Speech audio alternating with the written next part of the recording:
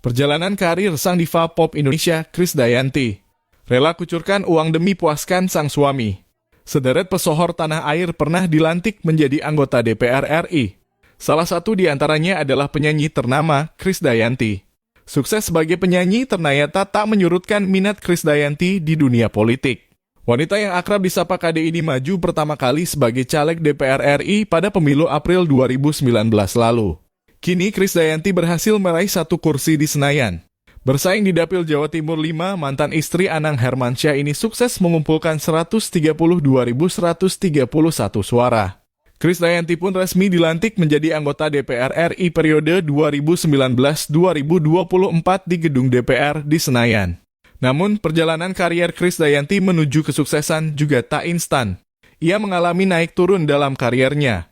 Krisdayanti mengawali kariernya dengan mengikuti ajang musik Asia Bagus di era 90-an. Ia berhasil menjadi juara Asia Bagus tahun 1992. Sejak saat itu, istri Raul Lemos ini menekuni dunia tarik suara secara profesional dan mampu menjelma sebagai salah satu diva terbaik Indonesia. Krisdayanti termasuk artis yang selalu dianggap suka melakukan operasi plastik. Namun selama ini ia tak pernah dengan tegas menepis maupun mengiyakan kebenaran anggapan tersebut. Meski begitu, baru-baru ini penyanyi yang akrab disapa KD itu mengakui kabar tersebut. Pengakuan itu disampaikan Krisdayanti saat menjadi tamu di acara Ngopi Dara yang dipandu Jessica Iskandar dan Fani Gasani. Sebagai seorang public figure, istri Raul Lemos itu mengaku jika ia merubah beberapa bagian tubuhnya demi menunjang penampilannya. Tapi selain itu, ia juga ingin memberikan apresiasi untuk menyenangkan diri sendiri dan juga sang suami. Sebagai seorang public figure, kan kita perlu untuk upgrade. Jadi, saya memang membutuhkan bahkan dengan operasi kecantikan. Tapi dengan dokter yang qualified, ungkap KD dalam cuplikan program TV Ngopi Dara yang diunggah di YouTube. Istri dari Raul Lemos itu tak menampik telah menghabiskan jutaan rupiah untuk permak wajah. Bahkan ia juga menyampaikan alasannya sampai berani merombak beberapa bagian tubuhnya. Penyanyi yang kini jadi anggota DPR itu membantahnya dan mengatakan kalau dia telah dianugerahi gen hidung yang cukup mancung. Kalau hidung justru nggak operasi, cuma samping-sampingnya aja dikecilin, dicuping, ungkapnya. Ia juga melakukan berbagai perawatan lainnya dengan harga yang fantastis seperti ultherapy dan permajaan menggunakan DNA ikan salmon. Artis kelahiran 44 tahun lalu itu juga melakukan perawatan stem cell di Jerman setiap tahunnya. Fungsi stem cell bukan hanya untuk kecantikan, tapi juga agak lebih fit dan berenergi. Aku berpikirnya untuk menyenangkan diri dan suami, dan suatu yang paling mudah, kita nggak mengganggu orang lain, sambungnya. Menariknya, Krisdayanti juga tak sungkan mengungkap bagian tubuhnya yang dipermak. KD mengakui telah menjalani beragam operasi plastik, salah satunya adalah implan di bagian dada. Kemudian di bagian perut, yaitu dengan melakukan tummy tuck dalam kurung mengurangi lemak di perut. Bukan hanya implan di bagian dada dan sedikit operasi pada bagian hidungnya, ibu 4 anak itu juga melakukan sejumlah prosedur sedot lemak di bagian perutnya. Demi menunjang penampilannya itu, KD rela merogoh kocek hingga ribuan dolar. Diakui KD, ia melakukan operasi plastik di Singapura. Dengan banyak perawatan yang dilakukan, wajar saja bila KD tampil awet muda di usianya yang sudah tua. Krisdayanti selama ini dikenal sebagai salah satu diva terbaik di Indonesia.